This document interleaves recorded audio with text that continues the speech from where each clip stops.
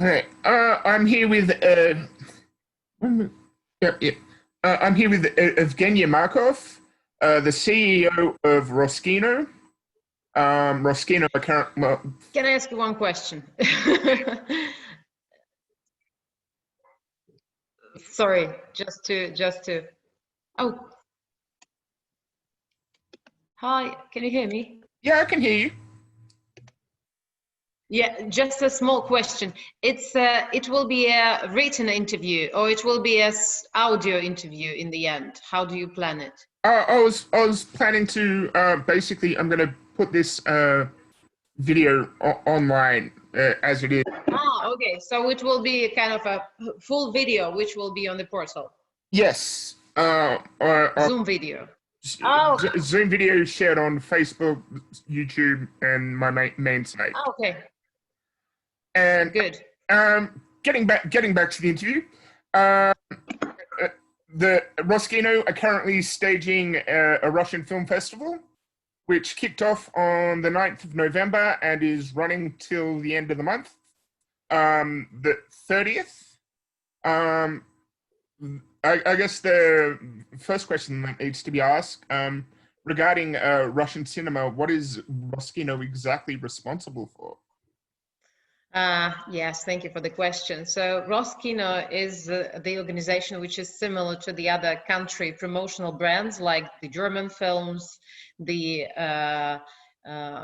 Unifrance and others. Those Uh-huh. organizations are usually responsible for helping the local content travel abroad, yeah, to represent local national content in the other countries.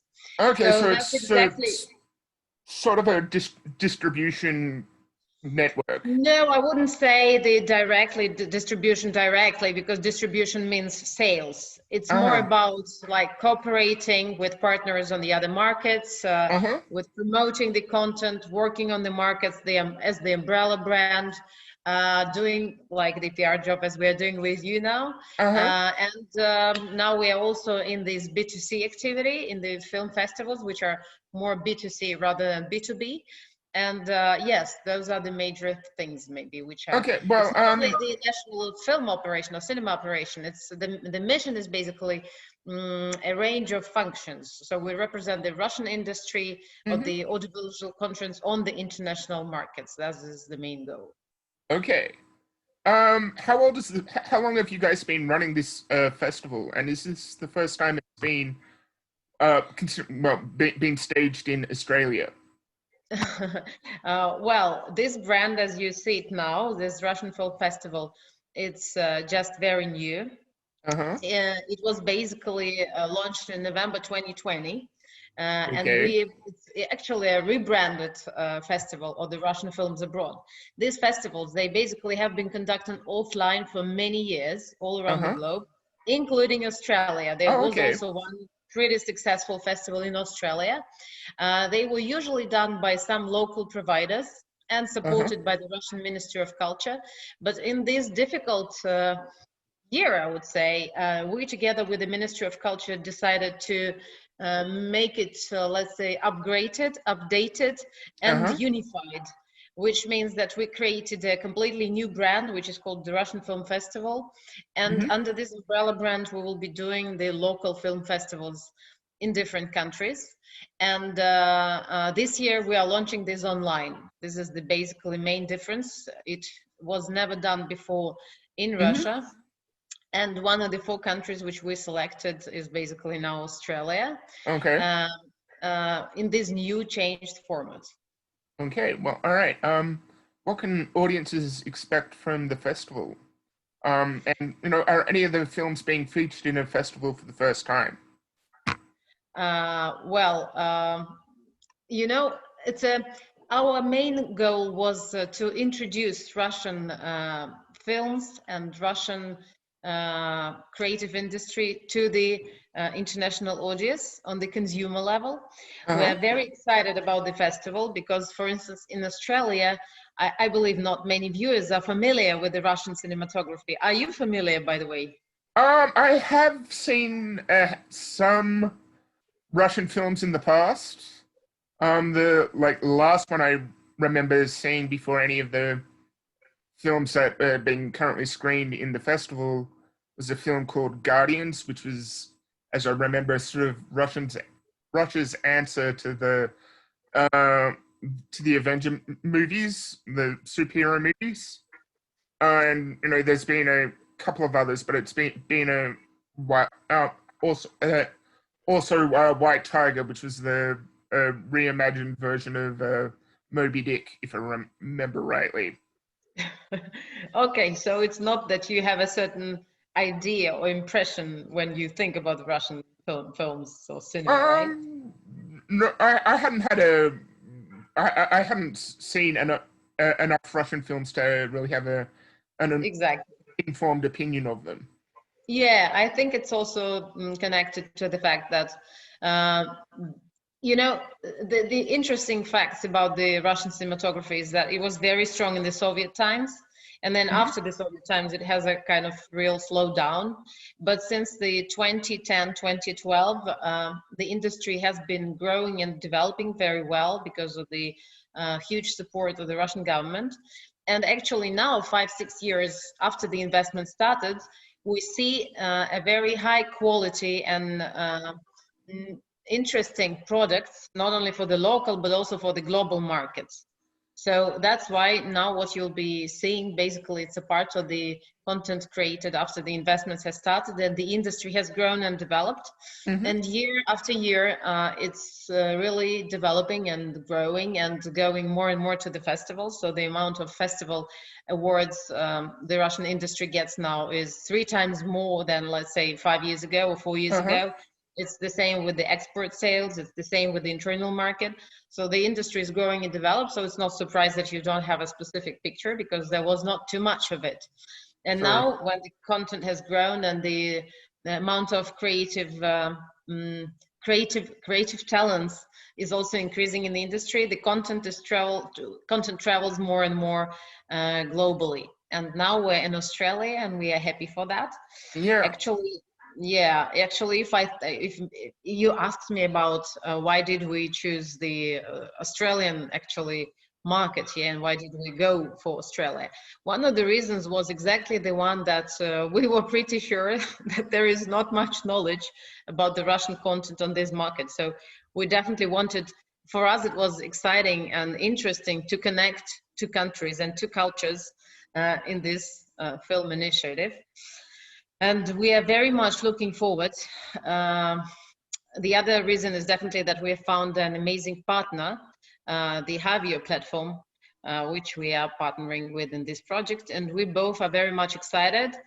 As far as I know, the first even days of the festival, they have shown some incredible results. There were thousands of views. And we really kind of keep our fingers crossed. Yeah, one of the interesting things I found about the films that I've watched so far, which were Ice and I just finished watching Another Woman today, is that some of the comedy didn't actually get lost in translation. And you were talking about Russian cinematography. I have to admit, some of the locations they were filming for Ice were very beautiful. And sort of, there was sort of a interesting, there were some interesting differences for where some of the people live, shown in Another Woman. So it's a really sort of good opportunity to see how different people live. Okay, moving on. Are any of these the movies that have been featured in the festival sort of a example of what you might find at the local cinemas in Russia? And any of these, the festival movies, are they overly popular with the Russian people? Since this festival is online, we cannot place to this online film festival the most recent releases. So those are not the releases of 2019 or 2020. So we were dealing with the releases of the last 3 years, like 17, 18, and a part of the 2019. And I hope next year we'll be able to bring this festival offline at least, well, if not the 2021, but at least 2022, one day it will definitely Uh-huh. happen. And then we'll be able to show the more recent releases. Basically, all those films, they were both in the cinemas, and some of them were also on the festival, national festivals and global festivals, so international. Some of them have awards, and some of them are done by the very famous producers or directors. But if you are asking me, are those the most margin grossing films on the Russian market? No, they are not. But the sort of thing the average Russian cinema goer might go see. Yes, all those films, they were available in the Russian cinemas, that's for sure. Some of them went to the festivals, but the majority of the films which you see here, they either belong to the author films. And there is not so much like big scale movies, like very popular in the Russian cinemas. But there also, we placed also one animation movie, the Snow Queen, one animation film. For us, it was actually important that we present a broad selection of films, and the festival program has been tailored to meet the interest of a very wide audience of different ages and with various preferences. That's why we also even have animation. Russia is also quite strong in animation. That's why it was important for us to present it. And this specific film, was very popular both within the country and outside. So it's actually one of the highest grossing films, and also I forgot the word in English, I'm sorry. But it's also one of the projects which is very successfully developing on the global markets. Okay. Now, I suppose to the most important question of all, for audiences who are keen to check out the Russian festival for the film festival for themselves, where do they have to go? Do they have to download any software to be able to watch the films? And I guess, well, will it cost them any money to watch the movies? Well, it's available on the Hi-Veo platform, and I think you can just enter it and enjoy the festival online. And there's the movies are free to watch. Yes, they are not. We are not charging for the films. Okay, well, just so for people watching, the link will be in the details about all this. Yes, link. Anyway, well, thank you so much for your time, and thank you for your time and for the questions. The festival. Thank you so much. I hope you will enjoy it. I will be very curious about your feedback. If we can reconnect in the end of the festival, I would be grateful for your feedback. Well, hey, I'll be able to do that, and I'll be sending my review links along to the appropriate people, so I'm sure you'll be able to get a hold of them. Anyway, okay. Thank you very much for your